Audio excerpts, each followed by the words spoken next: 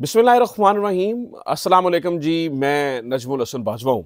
नाज़रीन कराम, जिन्हें लगता है कि डोनाल्ड ट्रंप कुछ नहीं करेंगे या जिन्हें लगता है कि ये सिर्फ हवाई बातें हो रही हैं, उनके लिए थोड़ा सा परेशान होने का और घबराने का वक्त हुआ जाता है।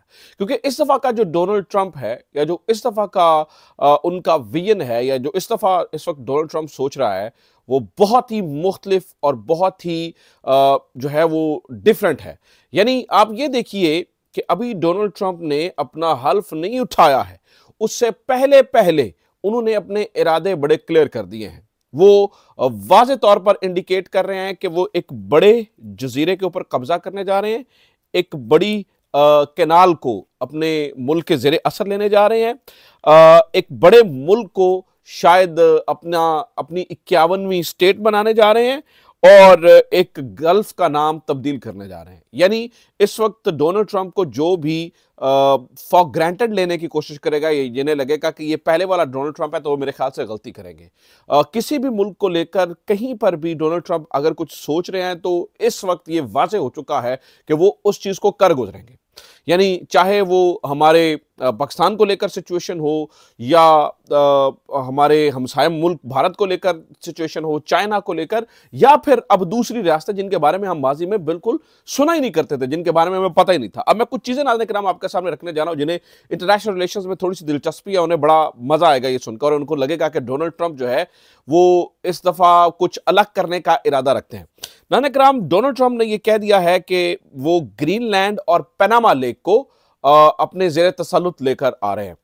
पनामा लेक की तो ऑब्वियसली इकोनॉमिक सिक्योरिटी और ये वो, लेकिन ये जो ग्रीनलैंड है ये बहुत इंपॉर्टेंट जजीरा है जिसके ऊपर इस वक्त डोनाल्ड ट्रंप अपने कब्जे की नहीं बात नहीं कर रहे हैं, बल्कि उसे अपने अमेरिका का हिस्सा बनाने की बात की जा रही है।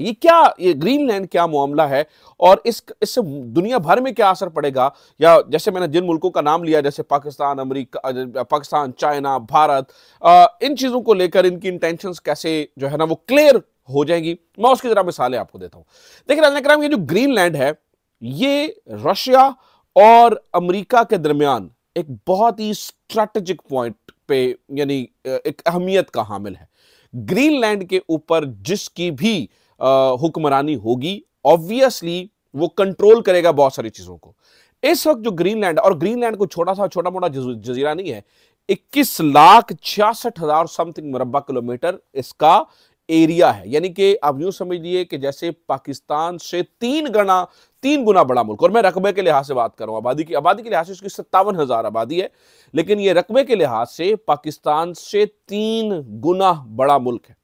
अच्छा, ये जो ग्रीनलैंड है जिसके ऊपर अभी ये कब्जे की बात हो रही है, जैसे कि मैंने आपको बताया कि इसकी स्ट्रेटेजिक एक बड़ी इंपॉर्टेंस है, क्योंकि ये रशिया और अमेरिका के दरमियान जो है वो एक खास पोजीशन पे मौजूद है और इसके ऊपर हुक्मरानी असर रखेगी।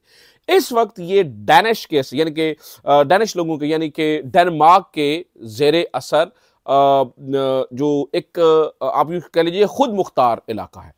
डेनमार्क के ज़रिए सर एक खुद मुख्तार इलाका, यानी कि इनकी अपना एग्जेक्टिव्स हैं, अपना हुकूमत चलाने का तरीक़ाकार है। वैसे भी इनकी आबादी 57,000 है, कोई बहुत ज़्यादा आबादी तो है नहीं, क्योंकि इसका 88% से ज़्यादा जो इलाका है वो हमेशा बर्फ़ से ढका रहता है। या आपको वैसे भी आप ग्लोब पे देखेंगे तो सारा का सारा आपको सफ़ेद नज़र आएगा। ये 10वीं सदी में वैसे नॉर्वे के जो वाइकिंग्स थे उन्होंने इसको दरियाफ्त किया था और बड़े लंबे अरसे तक ये नॉर्वे के फिर ये नॉर्वे और डेनमार्क का इत्तेहाद हुआ तो फिर ये जो है ना वो डेनमार्क के ज़रिए असर चला गया। ग्रीनलैंड है, आइसलैंड है, फारो जजायर हैं, तो ये सारे उनके जो है वो ज़ेरे असर चले गए थे। लेकिन ये जजीरे बहुत अहमियत का हामिल है और इस वक्त इसके ऊपर कब्जे की बात बहुत अहम तरीन हामिल है।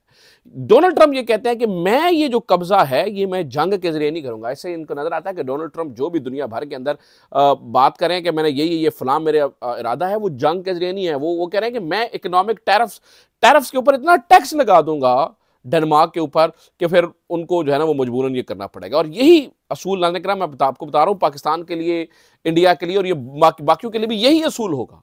यानी कि जो डोनाल्ड ट्रंप की बात नहीं मानेगा उसके साथ कुछ इसी तरह की सिचुएशन होगी जिसकी वो बात कर रहे हैं। वो कह रहे हैं डेनमार्क को मजबूरन ग्रीनलैंड को त्यागना पड़ेगा, ग्रीनलैंड को हमारे हवाले करना पड़ेगा।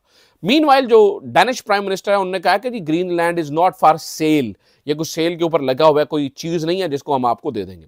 इसी तरह से नाज़रीन किराम पनामा कैनाल, पनामा कैनाल को भी वो कहते हैं जी ये अमेरिका की जो है ना वो सिक्योरिटी की जरूरत है, बहुत ज्यादा जो है ना वो ट्रेड और ये सारी चीजें इसके लिए, पनामा कैनाल भी इसके जरिए। और फिर नाज़रीन किराम जो बहुत ही वियर्ड चीज है जिसे सुन के आप हैरान होंगे और आप शायद ये मतलब इसके ऊपर बिल्कुल आपकी मतलब उसान खता होंगे कि यार ये क्या बात हो रही है। इस वक्त नाज़रीन किराम एक डिस्कशन इनिशिएट हो चुकी है कि कनाडा को अमेरिका की 51वीं रियासत बना दिया जाए और डोनाल्ड ट्रंप बहुत क्लियर तरीके से बल्कि इसकी जो है वो एक इंडिकेशन भी दे चुके हैं।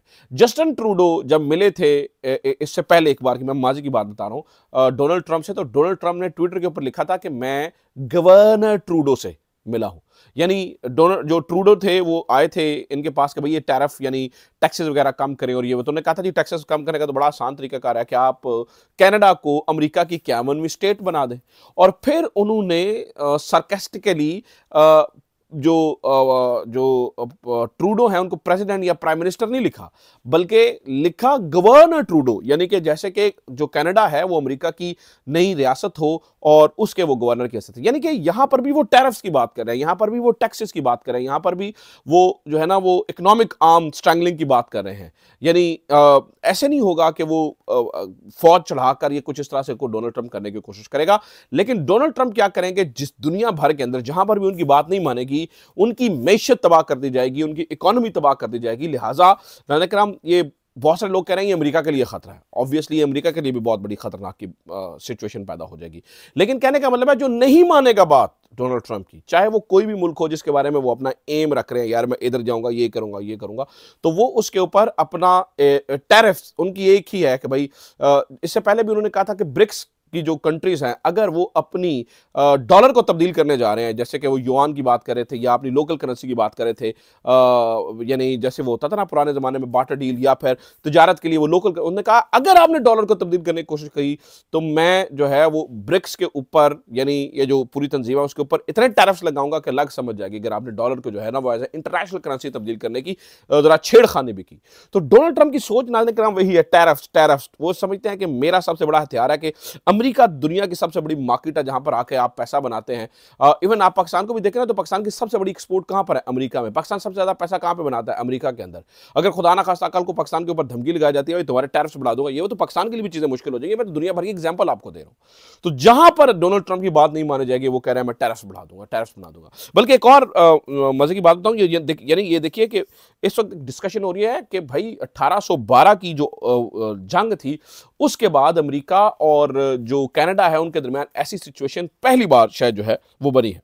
अच्छा, फिर इसके ऊपर जो कैनेडियन जस्टिन ट्रूडो है वो ऑब्वियसली अब तो वो आपको पता है कि वो उन्होंने रिजाइन कर दिया, लेकिन इससे पहले उन्होंने कहा there is not a snowball chance in the hell that जो Canada can be the part of the USA, can become the part of the USA. ये कभी हो ही नहीं सकता, this is not a snowball chance in the hell कि कुछ भी यानी कि इस तरह की कोई चीज हो जाए।